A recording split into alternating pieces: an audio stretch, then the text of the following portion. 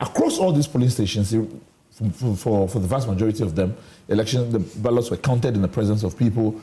In fact, the proximity of most people to where the counting was done was very, very close. Police presence there could not have stopped individuals from interfering in the process if they wanted to. But that did not happen.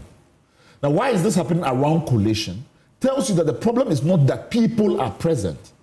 The problem is that the ways in which we are setting up the collation process does not engender the same level of openness and trust that it should engender. So if the thinking then is that, okay, collations are going to be able to attract people, police stations do. We need to set up the space in a way that is inviting to the people because their presence and their view of it legitimizes the process. Now, even in terms of the conversation we're having now, we're seeing so many police officers deployed to the place. And if we are anticipating that people are going to be there, the idea should not be that the only way in which we can go about this securitizing the process is to overwhelm people with police presence. We can't do that if the majority of people show that. Why not set up giant screens for people to watch what is happening in the collation room? Why not televise the process? So the public will be invited in to demystify what is happening in the collation process. That, for me, is those techniques that have not been deployed effectively to ensure that people can have a clear view of what is happening to be able to trust that this is going according to how they should go to. And that's what we haven't seen as much of. Now, in the process that has happened, in some of the conversations that have happened in the past regarding the authority of the EC to collate or recollate as the conversation is going. And here I am a bit, well, first of all, let me say that I was in court yesterday and I was sat in, well, not sat in the gallery, standing in the gallery because we had no place to sit. And I am unable to accept any suggestion that the view of the High Court judge was wrong. You are unable to I'm unable to accept that the view was wrong. That the judge was wrong? Yes. And I'll say why. The process of compiling elections and declaring that is an administrative duty. And in that process, an administrative body is allowed the room and grace to make mistakes and correct mistakes. We cannot have, and our democracy does not benefit from the idea that once a pronouncement is made, there and there on the spot, you are bound by whatever has been said there, and you cannot correct it. I don't agree with that view.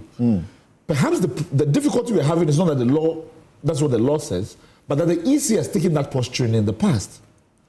And if the EC has failed to be consistent on that issue, this is what has created the kind of conversation we have had.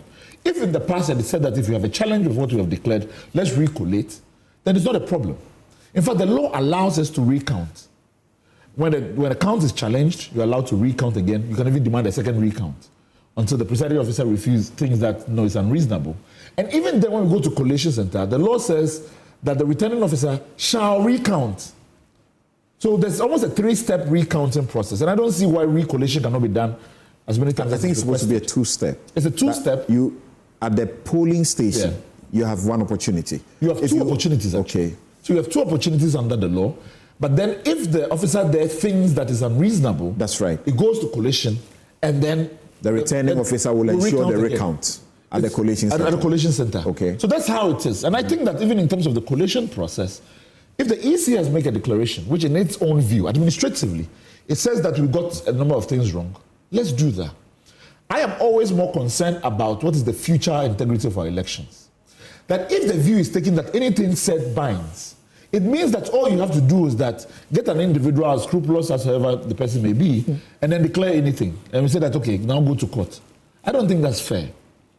Now, the process is more the trust rather than, because if what is being done at recollation is a counting process, to be honest, and the count is not correct by whatever accurate measure, then the ballots are there, let's recount.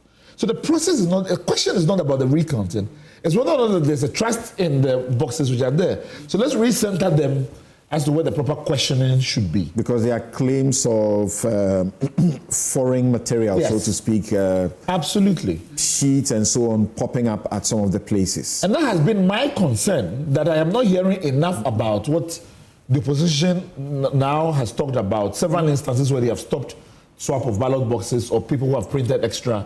I am not seeing conversation about if there was an organized attempt to disrupt or rig our elections. We need to have that conversation rather than sweep it out of the carpet. Okay.